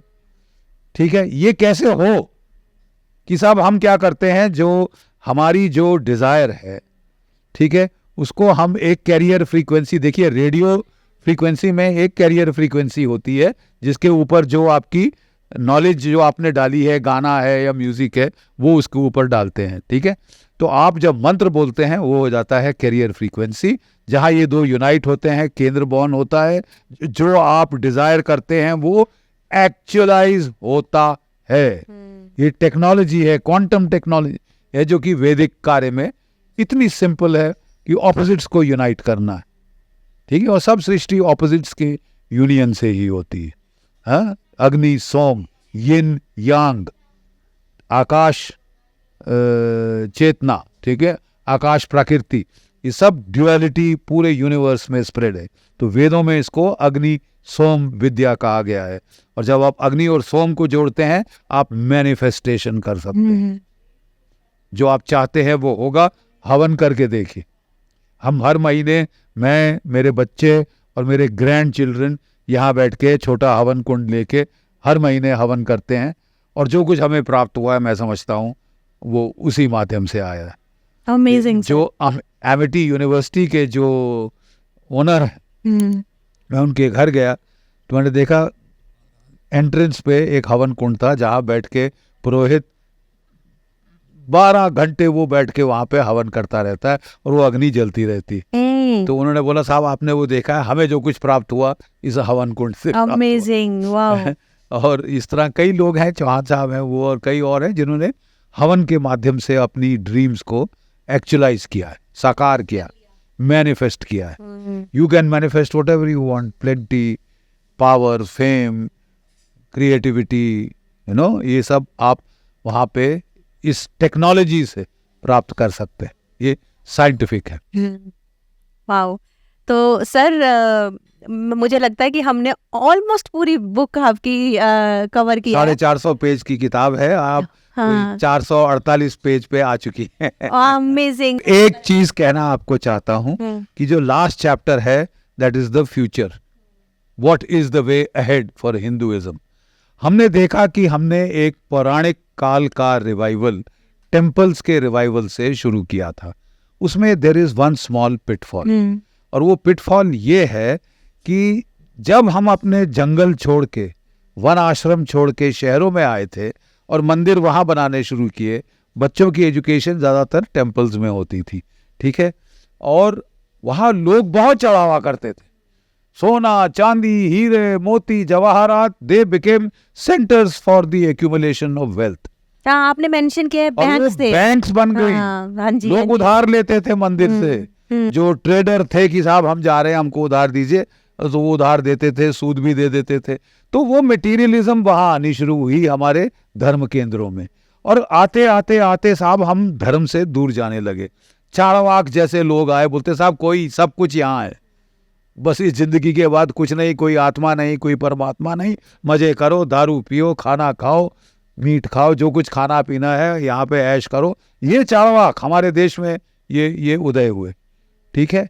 तो उसके जवाब में फिर आदि शंकराचार्य आए। तो मैं कहना ये चाहता हूँ कि हमको इंस्टेड ऑफ गोइंग अपने रिवाइवल के लिए, instead of going back to the पौराणिक एज 6वीं 7वीं 8वीं शताब्दी, वो हमारे पतन के पहले का काल था, ठीक है। अब हमको जाना चाहिए back to the Vedas, back to the roots, back to the forest. अब आप बोलेंगे साहब आप फॉरेस्ट कैसे जाओगे, हमारे कुछ रिजर्व फॉरेस्ट सरकार ने बचा के रखे हैं, वो भी तहस नहस हो जाएंगे अगर हम सब 1.4 अरब लोग जंगलों में पहुंच गए, वो भीड़ वहां हो जाएगी। नहीं, हमारा कहना है जहां भी आप रहते हैं हर गांव में एक तपोवन बनाइए, ट्रीज प्लांट करिए, और उसके बीच में एक छोटा सा हॉल बना दीजिए, शांति का हॉल, मेडिटेशन का हॉल, विपासना का हॉल, कुछ भी सूरत लगाने का हॉल, जप करने का हॉल, आप जाके वहां करिए। हर गांव में एक तपोवन, हर शहर में 10 तपोवन, हर महानगर में 50 तपोवन आप प्लांट करिए। पहला फायदा क्या होगा, ग्लोबल वार्मिंग, क्लाइमेट चेंज को आप रोक पाएंगे। ये जो उबल रही है धरती, ये पिछले साल की, इस साल की गर्मी आप भी सहन कर चुकी है, मैं भी सहन, क्यों? ग्लोबल वार्मिंग, 2 डिग्री टेम्परेचर बढ़ जाए, हमारी पोलर आइस कैप्स मेल्ट हो जाएंगी, ग्लेशियर मेल्ट हो जाएंगे, पहले फ्लड्स आएंगे, बाद में सरस्वती जैसे सूख गई थी वैसे सूख जाएंगे, मर जाएंगे अब लोग। तो अगर आप वन प्लांट करते हैं, फॉरेस्ट तपोवन बनाते हैं आप, तो आप धरती को कूल करेंगे, अपने माइंड्स को कूल करेंगे, पीस और शांति आप लाएंगे। और ये मैं समझता हूँ is the way next for Hinduism, which is a religion of the future, because ये एक्सपीरियंशियल स्पिरिचुअलिटी पर बेस्ड है। भगवान बुद्ध ने कहा, O monks do not believe because I say so, हे भिक्षुओं इसलिए मत मानो क्योंकि मैं कह रहा हूं, इसलिए मत मानो क्योंकि ये शास्त्रों में लिखा है, इसलिए मत मानो क्योंकि जो पढ़े लिखे लोग हैं वो इसे कह रहे हैं, खुद अनुभव करो और फिर मानो। सर आपने बुक में भी मेंशन किया है कि बुद्धिज्म, जैनिज्म और सिखिज्म, इनके भी रूट्स और बेस हिंदुइज्म से ही है। रिलीजन है। हाँ जी, ये भारत की धरती से उपजे हैं, ये बाहर से नहीं लाए गए, ये भारत की धरती की उपज है। और तकरीबन ये सनातन धर्म का ही मैं समझता हूँ एक किस्म से पार्टर उपज है, उसी का हिस्सा है, उसी के अलग अलग। देखिए सनातन धर्म में कहा गया है कि जैसी आपकी वृत्ति है वैसे आपका धर्म होगा। अगर आप एक्शन ओरिएंटेड हैं आप कर्म योग करेंगे, अगर आप इमोशनल हैं आप भक्ति योग करेंगे, अगर आप मेटाफिजिक्स में जाना चाहते हैं तो राजयोग, ठीक है, और नहीं तो आप फिजिकली इंक्लाइंड हैं तो आप हठ योग करेंगे। जैसी जैसी आपकी चेतना है उतने ही मार्ग हैं कि ये मार्ग गलत है, ये सही है, मैं तेरा गला रेत दूंगा अगर तू इस पे नहीं चला, ठीक है, मेरे को हक है हर किसी और का। ये हमने कभी नहीं कहा। हमने कहा, हमने ये कहा है, देखिए हमने जो कहा है वो है कि जितने लोग हैं अब देखिए मैं थोड़ा थक रहा हूँ शायद इसलिए, बट देखिए वो बड़ा अच्छा है कि आपने बुक में भी मेंशन किया है कि एक फ्लेक्सिबिलिटी मिलती है, एक फ्लेक्सिबिलिटी, एक आप जो कहते हैं ना जितने लोग हैं, जितनी आत्माएं हैं उतने मार्ग हैं। ऑल रोड्स लीड टू रोम। एक चरखे के जो स्पोक्स हैं वो सेंटर पे आते हैं।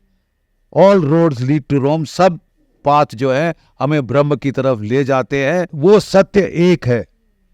विप्रा बहुधा वदंती, जो वाइज लोग हैं उसे अलग अलग तरीके से बोलते हैं। ये हिंदू धर्म का मार्ग है, ये फ्यूचर का मार्ग है, ये यूनिवर्सल मार्ग है।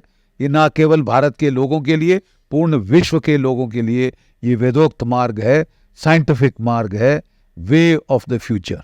Thank you, thank you so much. God bless you. जय भारत, जय जय हिंद। जय हिंद।